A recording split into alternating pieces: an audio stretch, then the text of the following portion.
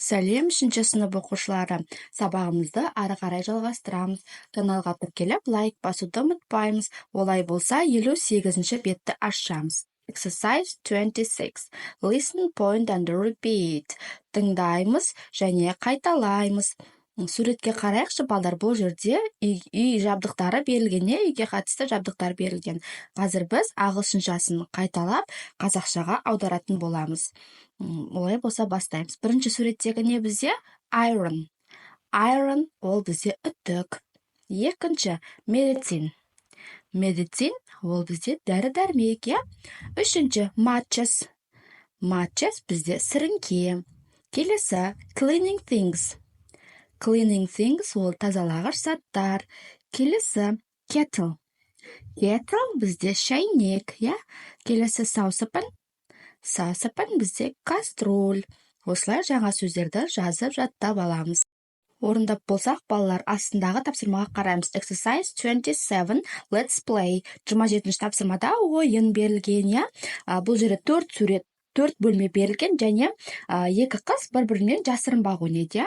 Бір бөлмедегі заттар сипаттайды, ол қай бөлме екенін табу керек. Мысал беріп қойыпты. Қараңдаршы, мына қыз жасырады. There is some medicine, there is a kettle, and there are 2 candies. Ол жерде дәрі-дәрмек бар, шайнек бар, және 2 шам бар. Қай бөлме екен? Ол бізде the kitchen, асханада, иә? Қараңдаршы. Енді осылай біз бір бөлмені немесе бірнеше бөлмені жасыруға болады. Мысалға, мен мынандай алдым. There is iron, there are some cleaning things, and there are 2 saucepan. Қай бөлмеде үтік, бірнеше тазалағыш заттар және 2 каструль бар. The bedroom, жатын бөлмеде, дұрыс. Осылай өзгертіп жасырынбақ. Енді келесі бетті ашамыз. 59-ші бетте 28-ші тапсырмаға қараймыз. Safety around the house. There are 7 dangers in this kitchen. Find and circle them. Суретке мұқият қараймыз. Бұл жерде 7 қауіпті зат бар. Асханада 7, яғни бізге қауіпті зиянды зат бар. Соларды тауып, белгілеп домалақтау керекпіз, иә, дөңгелектеу керекпіз. Балдар, қараңдаршы, қандай заттар бар екен, иә? 7 зат табу керекпіз. Бірінші нені көріп тұрмыз? Бірінші біз cleaning things, тазалағыш заттар, яғни ол химикаттар, иә, зиянды. Келесі knife, жерде не жатыр? Пышақ жатыр, иә. Келесі iron, яғни қосылу тұрған үтік, ол да зиянды, иә, күйіп кетеді. Келесі matches, яғни сіріңкелер шашылып жатыр, иә. Келесі kettle, қатты қайнап жатқан шайнек. Келесі medicine. Medicine, яғни дәрі-дәрмекте оңай жерде тұруға болмайды, ол да бізде зияны тиеді. Келесі saucepan, яғни кастроль, қатты қайнап жатқан кастроль. Міне санаңдар, қанша болды? Осы 7 зат бізде қауіпті екен. Міне осылай белгілеп қойсаңдар, немесе үстіне дөңгелектеп қойсаңдар болады. Келесі exercise 29. Look again and write. Енді сол заттарға қарап отырып, біз 29-ші тапсырманы орындау керекпіз. Қарап, астына жазу керекпіз, иә? Төбедегі заттарды астына жазу керекпіз. Мысалға, бірінші, this can burn you.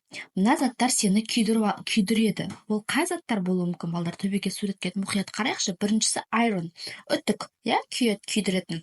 Келесі, нені алуға болады, мысалға? Kettle, шайнек, иә? Saucepan, каструль, иә? Келесі matches, сіріңке, міне осылар сені күйдіреді дейді. Екінші, this can poison you. Мына заттар сені улайды дейді, яғни улы химикат заттар. Ол қайсы заттар? Бірінші, medicine. Келесі cleaning things, олар да бізде улы химикатты заттар, иә? Осы екеуі. Келесі соңғысы, you can cut your fingers with this. Сен қолыңды кесіп алуы мүмкін. Қандай затпен? Knife, яғни пышақпен. Міне осылай 29-ші тапсырманы орындап шығамыз. Келесі тапсырмаға қараймыз. Exercise 30, 30-ші тапсырма, балдар, сыныпта орындайтын тапсырма, яғни сыныптастарымен бірге постер ретінде өте қауіпті заттардың суретін салсаңдар болады, иә? Яғни оны сыныпта орындаймыз, сондықтан мен ол тапсырманы қалдырып кеттім. Сабақты ары қарай жалғастырамыз. Енді 60-ші бетті ашып, келесі 31-ші тапсырмаға қараймыз. 31-ші тапсырмада listen and read деген. Тыңда және оқың. Бұл жерде 3 мәтін берілген. Мен қазір мәтінді оқып берем, балдар. Және сендер қайталап оқып шығыңдар. Бірінші, бастаймыз. This is Anita from the UK. She is a lollipop lady. She wears a yellow and a red coat and a yellow hat. She helps school children to cross the street. Бұл Анита, ол Ұлыбритания елінен, я? Ол бізде сары киім киген және қызыл плащ, я, сыртынан киген, және басында сары қалпағы бар, шлем дейміз, я?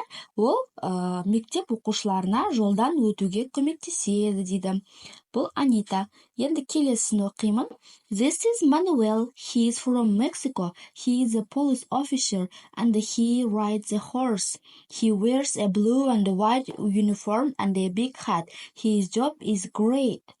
Ал бұл болса Мануэл, ол Мексика елінен. Ол бізде полиция офицерия.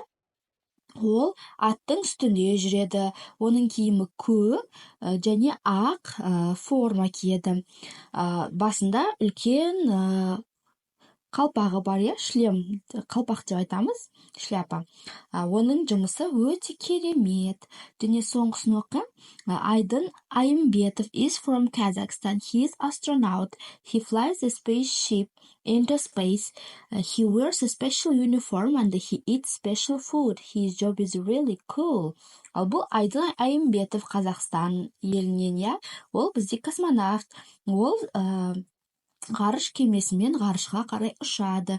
Оның арнайы форма киеді және арнайы тамақтар жейді. Оның жұмысы өте керемет дейді. Балдар, енді осы мәтінді қайталап оқып шыққаннан кейін астындағы тапсырманы орындаймыз.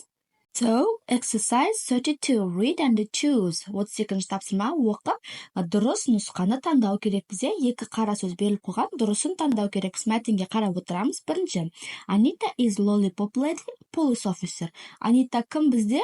Lollipop lady, я? Келесі, Manuel is drives a car, rides a horse. Қайсы, көлік айдай ма, немесе атқа мінеді ме? Manuel rides a horse. Келесі, Айдын Айымбетов is a pilot astronaut. Is astronaut, я? Келесі, Айдын Айымбетов flies a spaceship. Келесі, бесінші, Manuel's uniform is blue and white. Және соңғысы, Anita's job is to help school children. Міне мәтінге қарап мен осылай бәрін жазып шықтым. Балалар, осылай біз тапсырманың барлығын толық орындады. Түсінбеген жерлерді комментарийдан сұрасаңдар, жазып сұрақ қойсаңдар болады, жауап беремін барлығына. Және каналға тіркеліп лайк басуды ұмытпаймыз. Келесі кездескенше сау болыңдар.